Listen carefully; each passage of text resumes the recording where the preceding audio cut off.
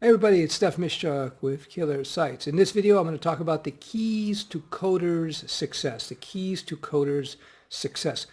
So, first thing I just want to point out is that I am not going to talk about technologies. In fact, one of the main things that separates a successful coder and developer versus somebody who's not so successful is actually something called human skills or soft skills. So before you go to sleep, before you go, forget this and turn it off, pay attention. It's actually quite simple, but in explaining, but it's actually a lot of people seem to have a difficult time dealing with this. You see, most people who are inclined to be coders, they tend to be a little antisocial, introverted. It's almost a prerequisite to a certain degree because you got to be, somebody who can really focus in on things to become a coder, especially initially. Although if you have a fun coding course, a fun teacher, a lively package, where you train from, then it could bring in other people. But anyway, so I'm assuming a lot of you out there are much more the introverted types, maybe a little uncomfortable dealing with new people. And if you can get out of that shell, if you can learn to be a little bit more relaxed around people, be a little bit more friendly, smile a little bit more, I'm telling you, it sounds silly. I know it sounds silly, but this goes a long way in terms of being successful in the field. So first thing, you should learn to be as professional as you can and as polite as you can. Even when you hear stuff that is silly, and trust me, I get that all the time. I've been dealing with that just recently, dealing with an organization, and they put to you these crazy, I don't know if it's crazy, but these really difficult to implement requests. And your instinct, at least my instinct, is to go, no, this is not, no, this is going to be terrible. You got to be more diplomatic about it. You got to use some, some verbal, emotional jujitsu to try and mold them in the right direction, as opposed to being confrontational. Because at the end of the day, you have to remember, as a software developer, as a coder, you are providing a service. It's a service, just like a waiter provides a service, although you're a much higher paid service provider than a typical waiter, but nonetheless, you are providing a service. And the key to providing good service is to be polite and to be professional. People really appreciate that in you, and it's going to go a long way in terms of you either advancing your career within an organization or you getting more jobs and managing more clients. Because when you're polite and you're professional and you're courteous, you develop a lot of goodwill with people. People say, this guy's a good guy. He's a good guy. He listens to us. He's polite. And so if shit should go down, if problems should occur, my apologies for swearing there, but if problems should occur, all that goodwill will really come in handy because they're going to be much more forgiving of things that should go wrong if they like you. So keep that in mind. Another basic tip, it goes along with professionalism. Return your emails. Return your emails in a timely manner. So if they email you, they have a question, whether it be an old client, new client, prospective clients, respond to them. Even if you don't have a direct answer to their question, within the same day, at least say, I got your email, thanks a lot. I will get back to you as soon as I can, and best if you can give a date. Within the next 48 hours, I will get back to you.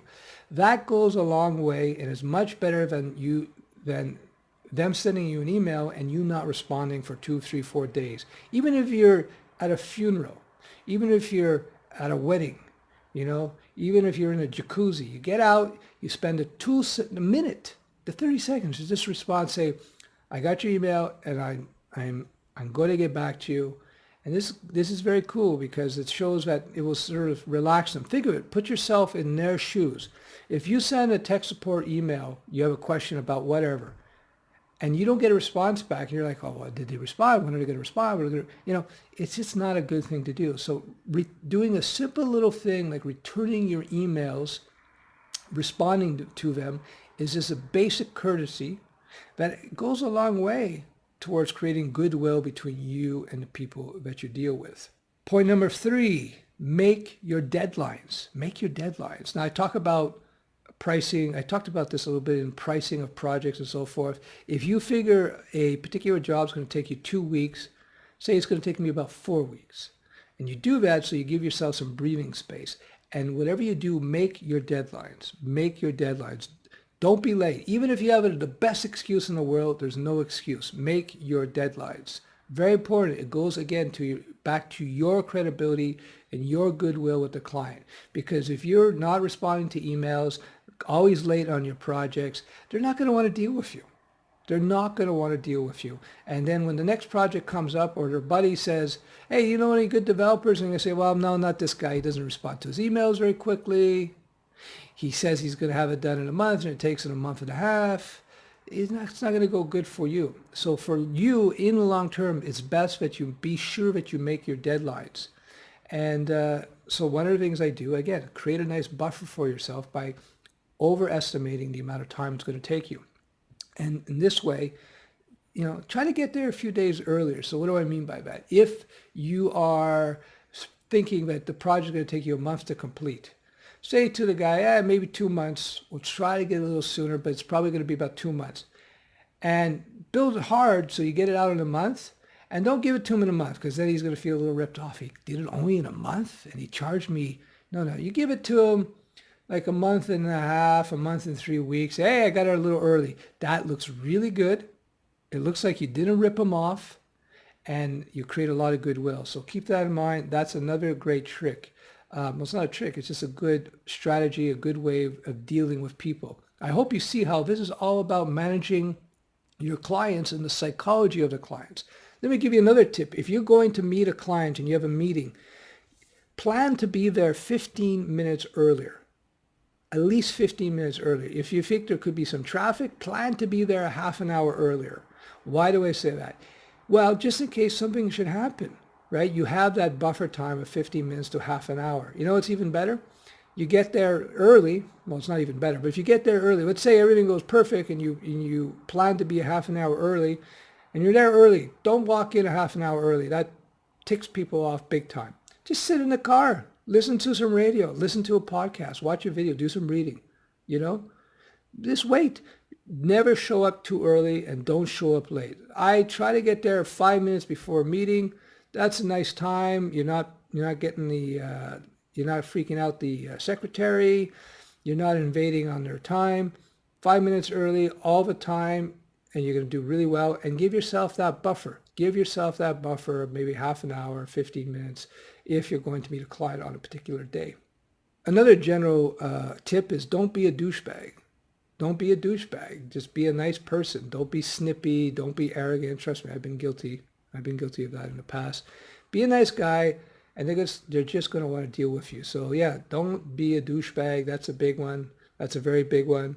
And let me give you one little story that goes back to the 90s about how I landed one of my better clients when I was a freelancer. So at the time I was living in downtown Montreal, and I had my apartment, my high-rise apartment, which I prefer high-rise apartments. And it was a nice place, clean place. So the client wanted to come and see where I worked, and they're part of a group of companies. And I didn't make any bones about it. It was just myself with some assistants. So they came to my apartment. Now, I'm a bit of an obsessive compulsive. Everything's very neat. I'm very clean and tidy. I can't work in a messy environment. That's just me. But what happened is he came to my place, the prospective client, and we talked and, went over stuff, and I got all these contracts. I got, 10 apps to build or something like that. So it was pretty lucrative for me. And about a year after I started dealing with them, I got to know the guy. He told me, he said, Steph, why I gave you the contract, why I decided to go with you? And I go, why? Well, a big part of it is because when I saw your place, he said, I saw that everything was neat and clean and tidy. I saw your place wasn't a mess. And he said, I figured since this guy keeps his own place clean, chances are his work is going to be clean and tidy as well. So I created a nice impression with him, right?